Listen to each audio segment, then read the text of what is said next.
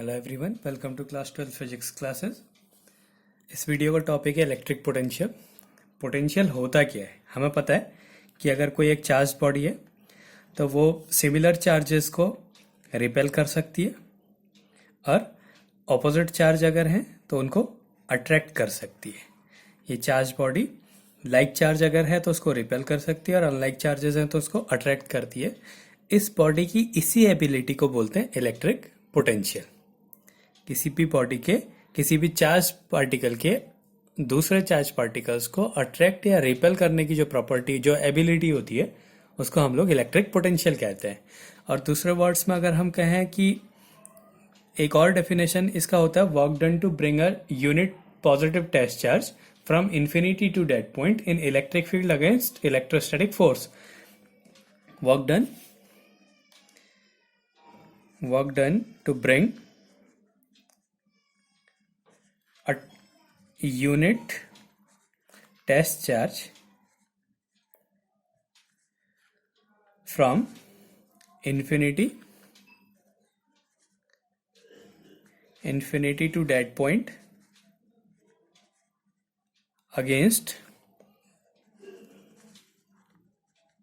electrostatic force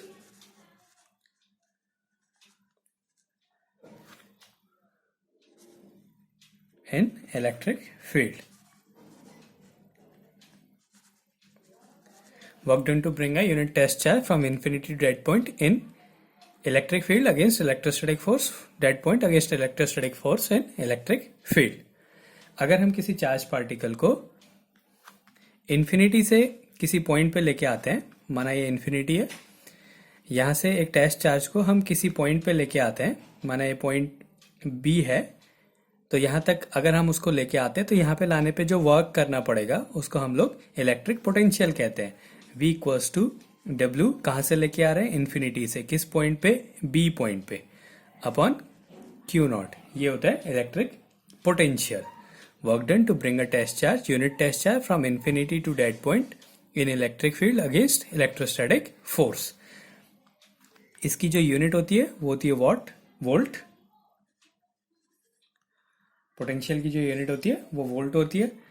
अगर ये एक स्केलर क्वांटिटी है, अगर W इन्फिनिटी बी जो वर्क डन है वो 1 जूल का है और जो चार्ज है, जो टेस्ट चार्ज है वो 1 कूलम का है, तो क्या हो जाएगा? जो पोटेंशियल है होगा वो कितना हो जाएगा? 1 वोल्ट का हो जाएगा। तो ये 1 वोल्ट की भी डेफिनेशन हो सकती है।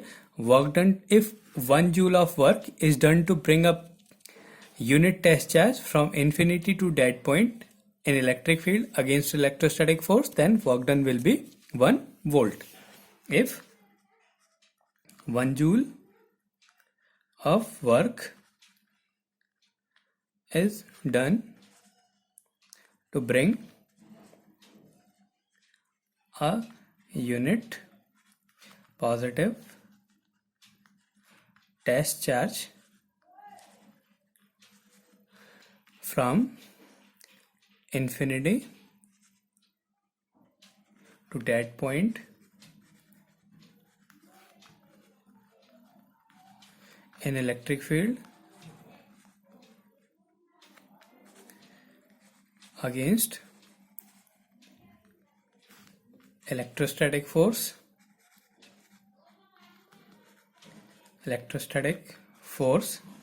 then work done will be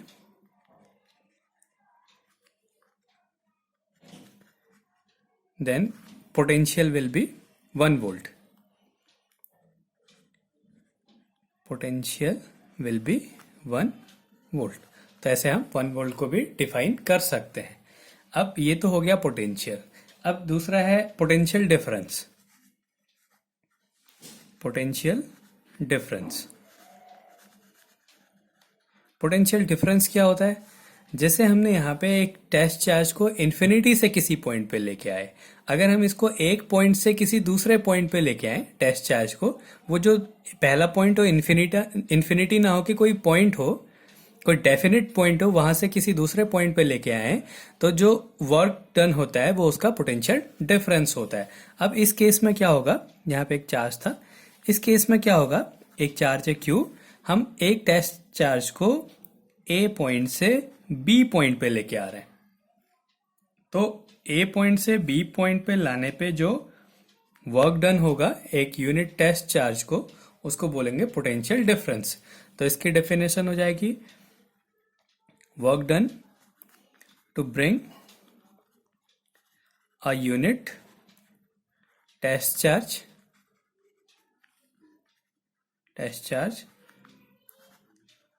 from one point to another point in electric field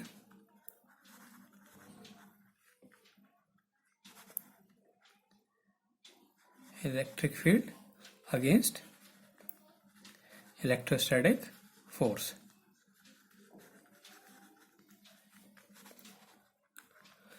Work done to bring a unit test charge from one point to another point in electric field against electrostatic force. यहाँ पे क्या कर रहे थे हम, infinity से किसी point पे लेके आ रहे थे, यहाँ पे हम एक पॉइंट से दूसरे पॉइंट पे लेके आएंगे। और एक और चीज होती है, जो पोटेंशियल होता है वो टेस्ट जो सोर्स चार्ज है जितना पास होगा वहां उतना ज्यादा होता है। मतलब इलेक्ट्रिक फील्ड की इंक्रीजिंग डायरेक्शन में पोटेंशियल डिक्रीज होता रहता है। अगर हम यहाँ पे एक test charge, positive test charge लें, तो उसकी इंक्रीजिंग डायरेक्शन में, इलेक्ट्रिक फील्ड की डायरेक्शन में पोटेंशियल डिक्रीज होता रहेगा। माना इस बी पॉइंट पे पोटेंशियल VB है, इस ए पॉइंट पे पोटेंशियल VA है, तो VB माइनस VA ये पोटेंशियल डिफरेंस हो गया, इक्वल्स टू वर्क डन कहां से लेके आ रहे हैं, A से B तक। और बड़ा किसका होगा, जो पास में है। पास कौन सा है, B है। तो WAB अपॉन Q0, इसकी भी यूनिट वोल्ट होती है।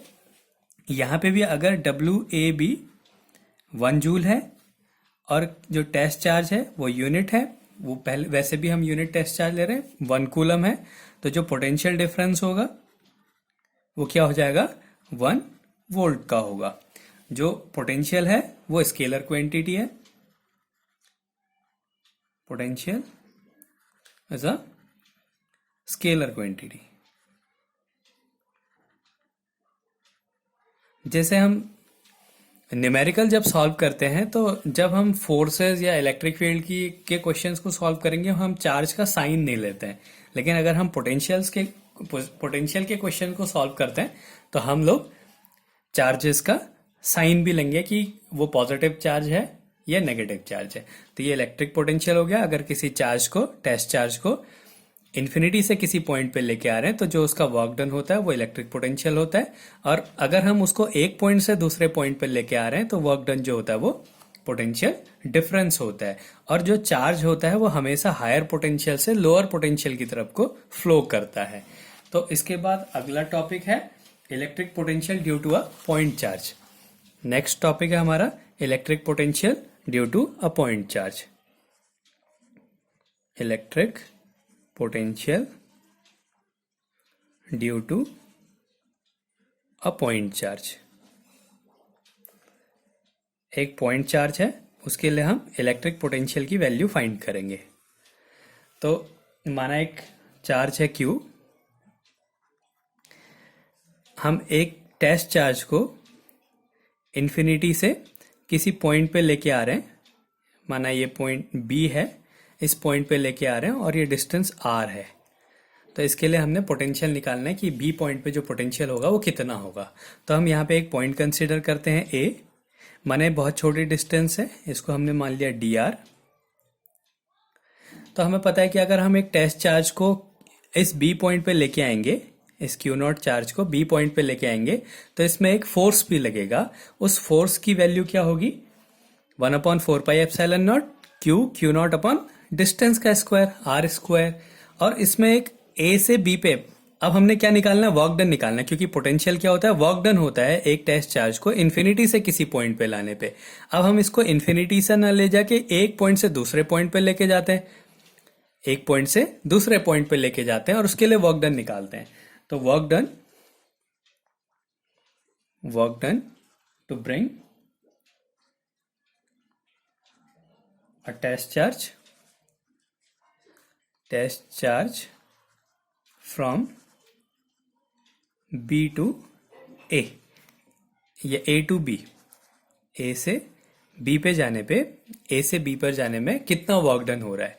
तो work done equals to force into displacement, work done W equals to force into displacement. Displacement क्या है, ए से बी पे जाने पे डी आर है, डी आर माइनस का। अब माइनस क्यों ले रहे हैं, क्योंकि फोर्स की डायरेक्शन इधर है और डिस्प्लेसमेंट वेक्टर इस साइड को है। फोर्स कैसा लगेगा, हम उसको इस डायरेक्शन में लेके जा रहे हैं और जो डिस्प्लेसमेंट है वो इस डायरेक्शन में है, तो हम क्या ले रहे हैं, माइनस का डी आर ले रहे हैं।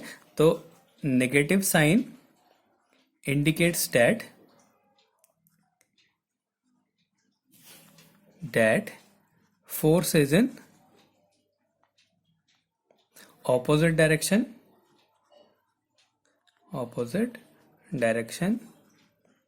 of displacement। अब हमें पता है जो F की वैल्यू होगी, इसको एक इक्वेशन पुट मान लेते हैं। F इक्वल्स टू, यहाँ के लिए क्या हो जाएगा, 1/4πε0 Q, एक चार्ज है Q, एक चार्ज है Q not, Q not upon इसके बीच का डिस्टेंस R स्क्वायर। तो इसको हम इक्वेशन फर्स्ट में पुट कर देते हैं।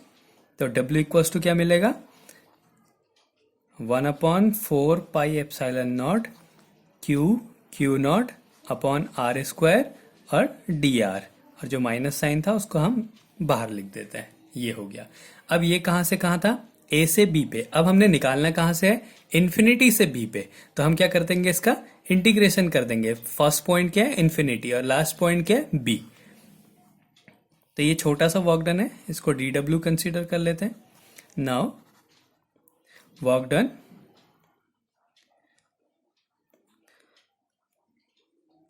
From A to B. अब ए से B, from infinity to B. अब कहां से लेके आ रहे हैं, इन्फिनिटी से बी पे लेके आ रहे हैं। तो इन्फिनिटी से बी पे लाने में कितना वर्क डन होगा, तो W इक्वल्स टू इंटीग्रेशन कहां से लेके आ रहे हैं, इन्फिनिटी से, किस पॉइंट पे, बी पॉइंट पे। बी पॉइंट की डिस्टेंस क्या है, R, infinity to R minus 1/4πε0 Q not upon R square DR। अब जो कांस्टेंट क्वांटिटी है उसको बाहर निकाल देते हैं, equals to minus Q not upon 4πε0 infinity to R 1/R square DR। अब हमने इंटीग्रेशन करना है 1/R स्क्वायर। हमें पता है कि अगर हम x की पावर n का इंटीग्रेशन करें, x की पावर n, तो इसका फॉर्मूला होता है dx है, तो इसका फॉर्मूला होता है x की power n plus 1 upon n plus 1। ऐसे ही हम R स्क्वायर को क्या लिख सकते हैं, R की पावर -2 1/R स्क्वायर को dr। इसका हमने इंटीग्रेशन करना है, तो क्या हो जाएगा, R की power -2 plus 1 upon -2 plus 1 equals to R की पावर -1 अपॉन -1। तो हम इसको क्या लिख सकते हैं, -1/R। तो ये इंटीग्रेशन हो गया R की पावर -2 का। तो 1/R स्क्वायर dr, इसका इंटीग्रेशन क्या होगा, -1/R। तो हो गया minus Q not upon 4πε0 -1/R infinity to R। अब अगर हम इसको सॉल्व कर दें तो ये माइनस माइनस कैंसिल हो गए, Q not upon 4πε0 upper limit minus lower limit 1/R minus 1/इन्फिनिटी हो गया। तो इसको सॉल्व कर दिया तो जाएगा 1/4πε0 Q नॉट अपॉन R। ये हो गया वर्क डन। अब ये वर्क डन क्या होता है, पोटेंशियल एनर्जी होती है एक पॉइंट इन्फिनिटी से किसी पॉइंट पे लेके आने पे। जो वर्क डन होगा वो क्या होती है, उसकी पोटेंशियल एनर्जी होगी। This work done will be the potential energy